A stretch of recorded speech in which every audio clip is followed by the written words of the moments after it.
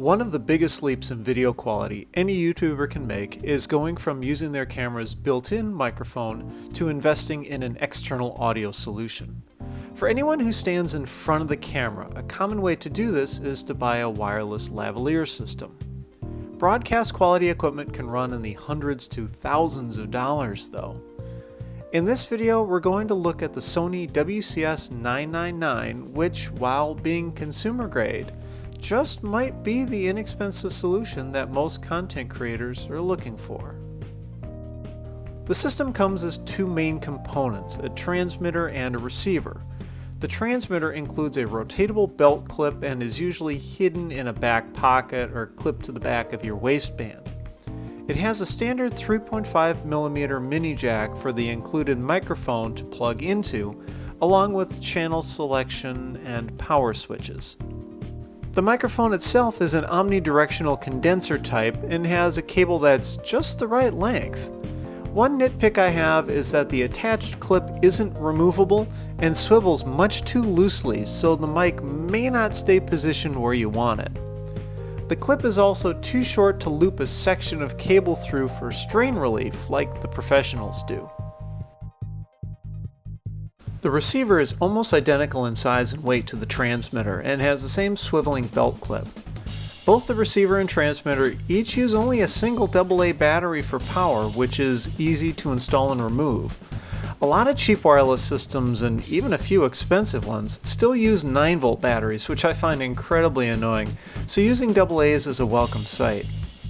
Across the top is the mix mic socket, which allows you to chain the input from another receiver so you can use two at the same time with your camera's single input socket. There's a headphone jack, which is great for monitoring, along with the same channel selection and power switches as on the transmitter. A nice touch is how the casing shields the power switch from getting accidentally turned off or on. Another thing I like is the presence of a green LED on the receiver that lights up when it's getting signal from the transmitter.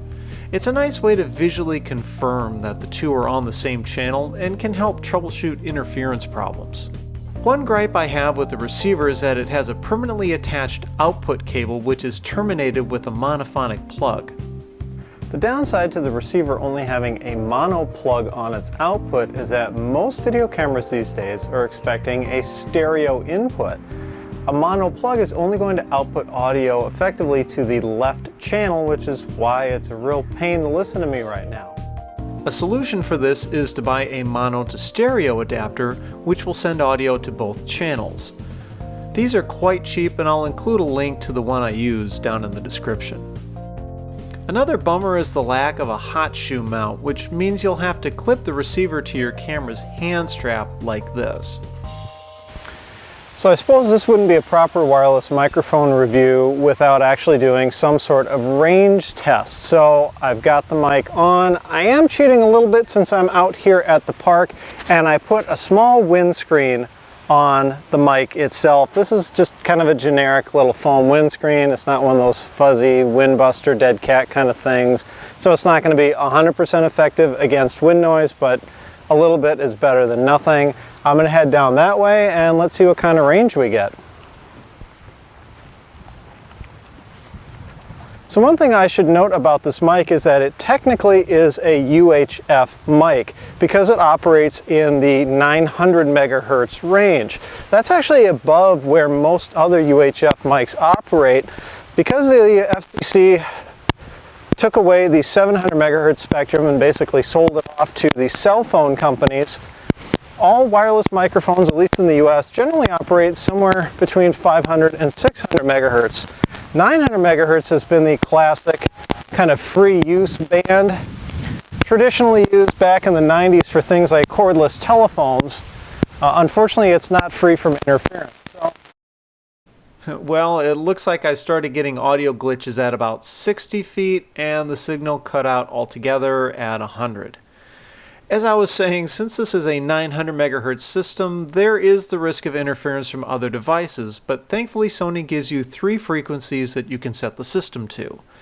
I should also note that Sony says the system will get up to 20 hours of battery life, and while I haven't put this to the test yet, I'll certainly include an update if the real-world numbers are significantly different. And if it isn't obvious already, all of the audio in this review was recorded using this system. Overall, for the $100 that this thing retails for new, I'm pleasantly surprised. Of course, the high end is a bit rolled off, and I think that's more the fault of the mic itself than of the transmitter and receiver combination. And if you wanted to experiment with different mics that may work a little bit better for your voice, it's probably worth it. That said, out of the box, this is a very usable mic. You can tweak the EQ in post-production to try and get the sound to be a bit more to your liking. One thing to keep in mind is that this is an omnidirectional mic that comes with the kit, so it's not going to be great for isolating out the environment when you're shooting video, which is traditionally something that videographers don't want to do. They want natural sound. They want you to be, as the viewer, kind of in the environment with whoever is talking. So planes flying overhead, that sort of stuff, you're going to get that in your audio with this mic. If you need to isolate out your subject from the environment, well, either a cardioid microphone or just going with a shotgun on top of your camera is probably going to be a better choice. One of the best aspects of this system is its price. I've seen it sold online new for about $100 US and used for $60 to $70 on eBay, which is where I bought mine. So if you're looking to improve your audio quality but you're on a budget, the Sony WCS-999 system might be worth considering.